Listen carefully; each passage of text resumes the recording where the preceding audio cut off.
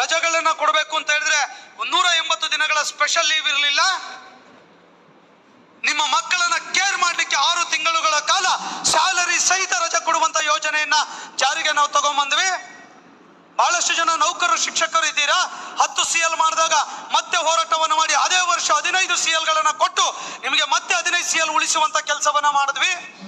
ನಿಮ್ಗೆ 25-20 ವರ್ಷ ಸರ್ವಿಸ್ ಇದೆ ಅಂತ ಹೇಳಿದ್ರೆ 100 ದಿನ ಮ್ಯಾಂಡೇಸ್ ರಜೆಗಳನ್ನ CL ಹಾಕೋಬಹುದು. ಒಂದು ದಿನದ ಸಂಬಳ 3,000 ರೂಪಾಯಿ ಆದ್ರೆ 100 ದಿನಕ್ಕೆ ಎಷ್ಟಾಯ್ತು ಲೆಕ್ಕ ಮಾಡಿ. 6 ತಿಂಗಳು ಮಹಿಳಾ ಶಿಕ್ಷಕರಿಗೆ ಮನೇಲಿ ಕೂರಿಸ್ಕೊಂಡು ಸಂಬಳವನ್ನ ಕೊಡಬೇಕು ಅಂತ ಹೇಳಿದ್ರೆ ಒಂದು ತಿಂಗಳು ಸಂಬಳ 80,000, 1 ಲಕ್ಷ ಅಂದ್ರೆ 6 ತಿಂಗಳಿಗೆ ಎಷ್ಟಾಯ್ತು? 6 ಲಕ್ಷ ಆಯ್ತು. ಫೆಸ್ಟಿವಲ್ ಅಡ್ವಾನ್ಸ್ ಇಡೀ ದೇಶದಲ್ಲಿ 10,000 ಇದೆ, ಬಡ್ಡಿ ರಹಿತ 25,000 ಕರ್ನಾಟಕದಲ್ಲಿ ಕೊಡ್ತಾ ಇದ್ದೇವೆ. ಮುಂದಿನ ದಿನಗಳಲ್ಲಿ 50,000 ಮಾಡ್ಲಿಕ್ಕೆ ಹೊರಟಿದ್ದೇವೆ.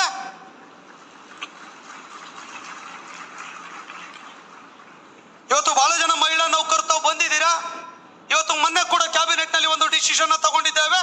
ವುಮೆನ್ಸ್ ಮಹಿಳಾ ನೌಕರರಿಗೆ ಋತುಚಕ್ರ ರಜೆ ಎನ್ನುವಂತದ್ದಿಂದ ಪರ್ ಮಂತ್ಲಿ 1 ಲೀವ್ ಅಂತ ಹೇಳಿ 12 ಲೀವ್ಸ್ ಗಳನ್ನ ಸ್ಯಾಂಕ್ಷನ್ ಮಾಡಿ ಒರಿಸ್ಸಾ ಮಾಡೆಲ್ ನ ಕಾಪಿ ಮಾಡಿ ನಾವು ಇಂಪ್ಲಿಮೆಂಟ್ ಮಾಡ್ಲಿಕ್ಕೆ ಸಚಿವ ಸಂಪುಟದ ನಿರ್ಧಾರ ಮಾಡಿ ರೂಲ್ಸ್ ಫ್ರೇಮ್ ಆಗ್ತದೆ. ಇನ್ನೊಂದು ವಾರದಲ್ಲಿ ಆದೇಶ ಆಗುತ್ತೆ. ಇದೇ ವರ್ಷದಿಂದ ಜಾರಿಗೆ ಬರುತ್ತೆ. ಪ್ರತಿ ತಿಂಗಳಿಗೆ 1 ರಜಾ ಅಂತ ಹೇಳಿದ್ರೆ 12 ದಿವಸಗಳ 12 ತಿಂಗಳಿಗೆ 12 ರಜಾ. 20 ವರ್ಷ ರಜಾ ಆದ್ರೆ ಎಷ್ಟು ದಿವಸ ಆಯ್ತು? 20 ವರ್ಷ ಆದ್ರೆ ಸುಮಾರು 100-200 ದಿನಗಳು. ಎಷ್ಟು ರಜೆಗಳ ಅನುಕೂಲ ಆಯ್ತ್ರಿ? ಆರ್ಥಿಕವಾಗಿ ನಿಮ್ ಕುಟುಂಬಕ್ಕೆ ಲಾಭಗಳಾಗ್ಲಿಲ್ಲ. ಇವತ್ತು ಯಾರಾದ್ರೂ ಡೆತ್ ಆದ್ರೆ, ಆಕ್ಸಿಡೆಂಟಲ್ ಡೆತ್ ಆದ್ರೆ, ನಾನು ಚುನಾವಣೆಗೆ ನಿಂತಾಗ ಹೇಳಿದ್ದೆ, ನನ್ಗೆ ಏನಾದ್ರೂ ಕೂಡ ನಮ್ಮ ನೌಕರಿಗೆ ಆಕ್ಸಿಡೆಂಟ್ ಆದ್ರೆ BMTC KSRTC ಇದೆ, ಅವ್ರ ಕುಟುಂಬಕ್ಕೆ 1 ಕೋಟಿ ಪರಿಹಾರ ಕೊಡುವಂತ ಯೋಜನೆ ತರ್ತೇವೆ ಅಂತ ಹೇಳಿ ಈಗಾಗಲೇ ಸ್ಯಾಲರಿ ಪ್ಯಾಕೇಜ್ ಯೋಜನೆಯಲ್ಲಿ ಜಾರಿಗೆ ಬಂದಿದೆ.